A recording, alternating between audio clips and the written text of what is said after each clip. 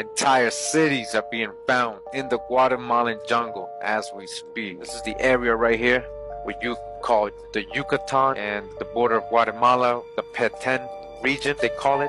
All this unexplored area, and under all this jungle, see where they got the highlighted parts as the only parts where they've done the LiDAR scanning. They still haven't explored the other parts, as this is what they're finding. You see what's under here, you see all these structures, alright? Guatemala, roads, highways, connecting all these cities. Under this vast jungle, you see pyramids, monuments. Look how they play with their technology, they're so happy. Alright, you see what they're finding under these jungles. 60,000 structures, approximately. Alright, millions and millions of people were in this region of the world. I'll show you some things that I don't think you even knew existed. It goes against everything Manifest Destiny teaches about Native Americans. And I want you to know this part of our history because people erased it, and we'll get to that later on in the program. Erased it intentionally, Brad. Erased it intentionally. That's an important part of it. America's history didn't begin with Christopher Columbus came over. There were ancient cities with advanced architectures all across North America. Did you know that? Hundreds of years before Columbus came. You always think, oh, the Indians, they didn't scar the land. No, not true. These were cities as large as any in the world at the time. London or Rome, they were metropolises. Archaeologists say they have found evidence of 200,000 actual cities of mound-like structures all across North America that were here long before Columbus.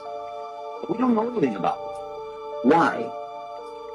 Why? For more than 50 years, evidence of humans in America much older than 13,400 years ago was simply dismissed, and anybody who attempted to go that way would not get research funding and would be ostracized by their colleagues and literally have their lives ruined. And this is most unfortunate, and it's not how science should proceed, because we now know that human beings have been in the Americas for tens of thousands of years before 13,400 years ago. In fact, the latest evidence puts them back more than 130,000 years in the Americas. And what that says to me is, if they were saying before that humans didn't come until 13,400 years ago and nobody should look, nobody should dig deeper, now we know they were there 130,000 years ago. That's more than 100,000 years of the American story that has not been told entirely because of the dogmatism of archaeology. And now reluctantly they're having to accept, all of the institutions are accepting, well, we're sorry, we got it wrong. But it's not just a matter of getting it wrong. It's a grave responsibility to be the profession that interprets the prehistory of humanity to the modern world. And it's a betrayal of that responsibility to be so dogmatic and to refuse to consider any possibility which doesn't fit with one's preconceived notions.